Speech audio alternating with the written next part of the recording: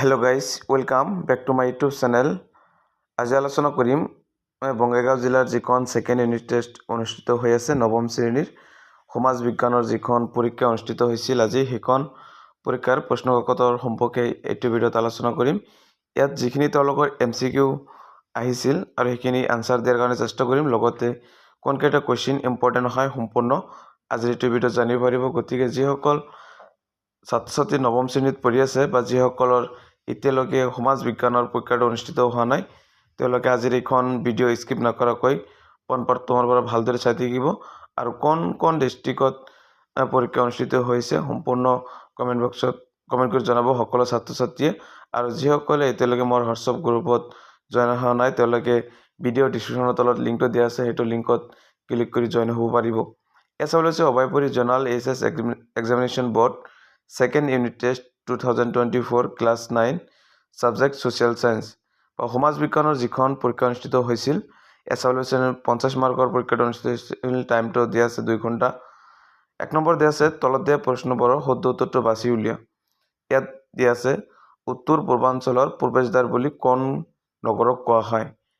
ইয়াত দিয়া আছে নলবাৰী, বঙাইগাঁও, গুৱাহাটী, ডিব্ৰুগড় আৰু ইয়াৰ শুদ্ধ আনচাৰ হ'ব গুৱাহাটী।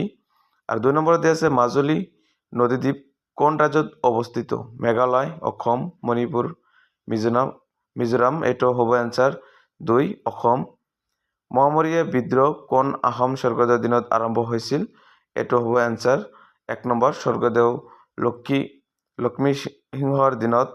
আৰু 4 নম্বৰত আছে ইন্দিৰা-বাবু সন্ধি কিমান চনত হৈছিল? এইটোৰ এনচাৰ হ'ব 4 1826 চনত। বৰ্তমান পৃথিৱীত থকা এখন ৰাষ্ট্ৰপতি চৰকাৰৰ উদাহৰণ হ'ল 2 নম্বৰ এনচাৰ আমেৰিকা যুক্তৰাষ্ট্ৰ। আৰু 6 নম্বৰ সংসদীয় পদ্ধতিত চৰকাৰৰ জন্মস্থান কোন দেশত হৈছিল? এইটো এনচাৰ হ'ব ইংলেণ্ড। আৰু 7 নম্বৰত আছে বদনজন্ত্ৰী কিমান মান সৈন্যৰ লগত আনিছিল?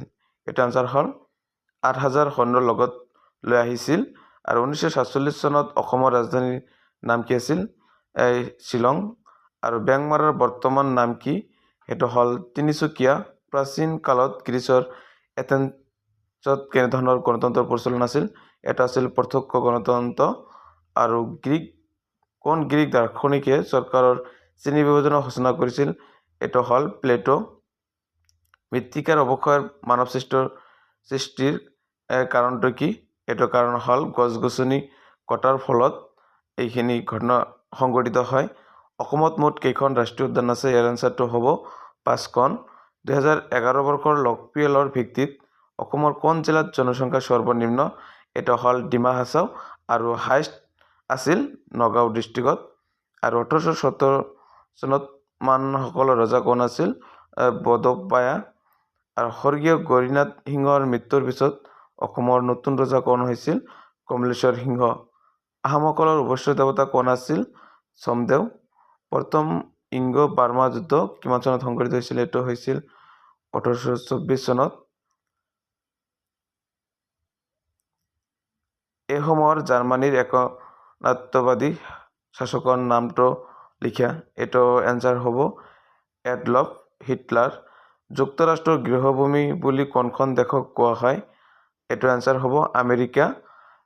BTAD বা BTRৰ অন্তৰ্গত এখন জিলাৰ নাম হ'ল ওদালগুৰি। আৰু ৰজা যোগেশ্বৰ সিংহৰ মৃত্যু ক'ত হৈছিল? এইটো হ'ল গুৱাহাটী। আৰু এইকেইটা আছিল তেওঁলোকৰ এই 22টা আছিল 1 মাৰ্কৰ MCQ কুৱেশ্যন। আৰু বাকী তেওঁলোকৰ কাৰণে কিছুমান 2 মাৰ্কৰ বা 4 মাৰ্কৰ কুৱেশ্যন আছিল। ইয়াৰ ভিতৰত তেওঁলোকৰ কোনকেইটা কুৱেশ্যন বেছিকৈ ইম্পৰ্টেণ্ট সেইখিনি মই এইটো ভিডিঅ'ত জনাই দিম। ইয়াত চাবলৈ পাইছে যিটো সংসদীয় চৰকাৰৰ 2টা বৈশিষ্ট্য, ৰাষ্ট্ৰপতি চৰকাৰৰ 3টা বৈশিষ্ট্য, এই 2টা কুৱেশ্যন তেওঁলোকৰ কাৰণে ইম্পৰ্টেণ্ট হয়। আৰু কোনটো বিদ্ৰোহক পানীমৰা বিদ্ৰোহ বুলি কোৱা হয়? এই কুৱেশ্যন। আৰু সকলোতকৈ বেষ্ট মহামৰীয়া বিদ্ৰোহৰ 3টা ফলাফল আৰু অসমৰ অৰণ্য কেইভাগত ভগাব পাৰে আৰু কি কি? এই আৰু অসমৰ মৃত্তিকাৰ অৱক্ষয়ৰ 4টা কাৰণ আৰু ইন্দিৰা-বাবু সন্ধিৰ চৰ্তসমূহ উল্লেখ কৰা। ইয়াত যিকেইটা কুৱেশ্যন আছে 26ৰ পৰা 32 নম্বৰলৈকে সকলোবিলাক কুৱেশ্যন তেওঁলোকৰ কাৰণে ইম্পৰ্টেণ্ট হয়। গতিকে যিসকল ছাত্ৰ ছাত্ৰীৰ এতিয়ালৈকে সমাজ বিজ্ঞানৰ পৰীক্ষাটো অনুষ্ঠিত হোৱা নাই তেওঁলোকে আজিৰ এইখন প্ৰশ্নকাকত ভালকৈ চাব পাৰিব। MCQ লগতে ইয়াত বৰ্ড টাইপৰ যিকেইটা কুৱেশ্যন আহিছিল।